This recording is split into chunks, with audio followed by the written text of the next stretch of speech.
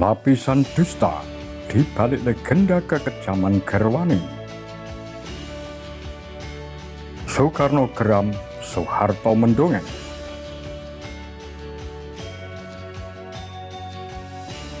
Bertebarannya kabar tidak masuk akal mengenai perbuatan asusila dan kekejian yang dituduhkan kepada aktivis Gerwani membuat Bung Karno geram.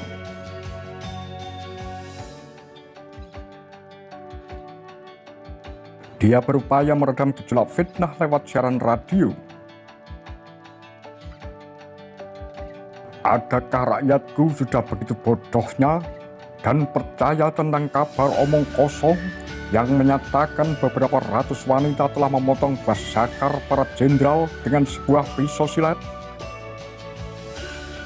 Begitu ungkapnya.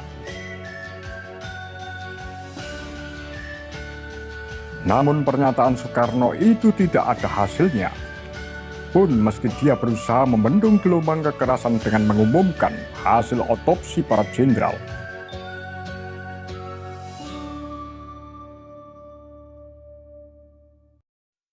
Hanya satu media yang memuat hasil otopsi kala itu, Sinar Harapan, pada 13 Desember 1965.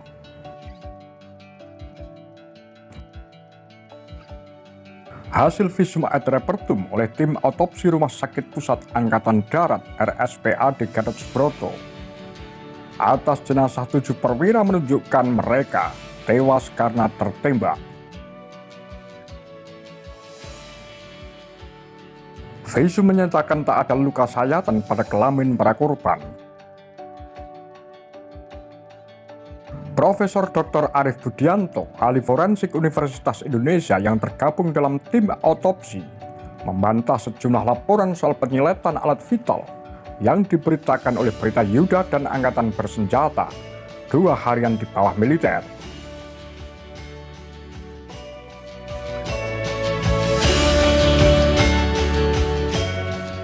Tim memeriksa penis-penis para korban dengan teliti.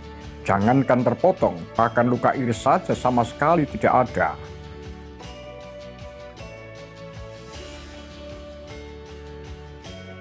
Mereka periksa dengan benar-benar sesuai faktanya.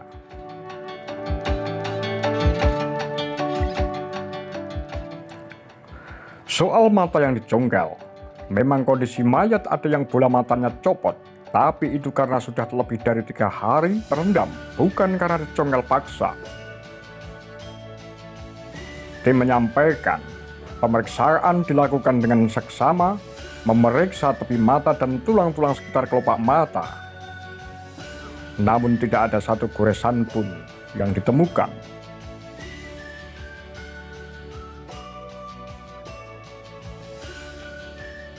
Pemberitaan media-media kala itu membuat tim otopsi ketakutan karena mereka tak menemukan fakta yang sama. Hasil otopsi tak berpengaruh apapun. Pada saat bersamaan, Jenderal Soeharto berpidato seolah berita bohong atas Gerwani adalah suatu kebenaran. Ia di hadapan 30.000 orang perempuan memberikan peringatan tentang pentingnya meluruskan moral kaum perempuan.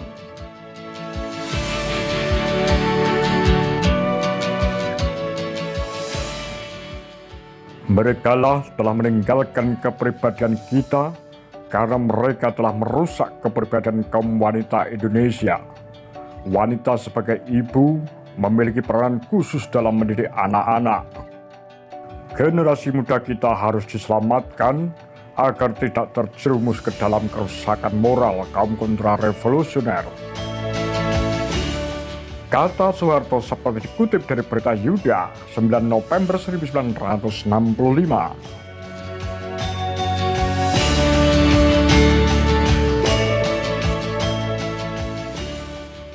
Gencarnya pemberitaan fitnah soal Gerwani menimbulkan ketakutan sekaligus kemarahan di tengah masyarakat. Rakyat secara psikologis dipersiapkan untuk melakukan pembunuhan terhadap para tetangganya atau siapapun yang ditengarai anggota PKI atau ormasnya. Jelas Saskia Wirinya.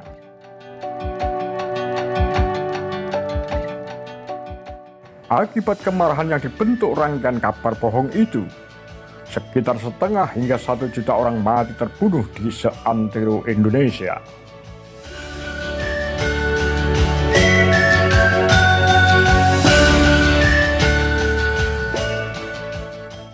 Sementara jumlah tahanan politik mencapai lebih dari 20.000 orang, dengan hanya 800 diantaranya yang menjalani persidangan.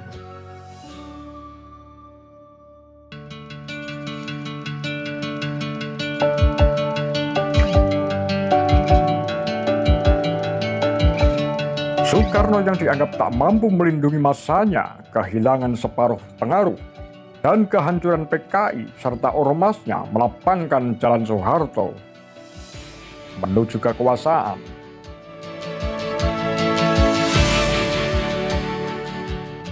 Rezim baru berdiri di atas darah dan dusta.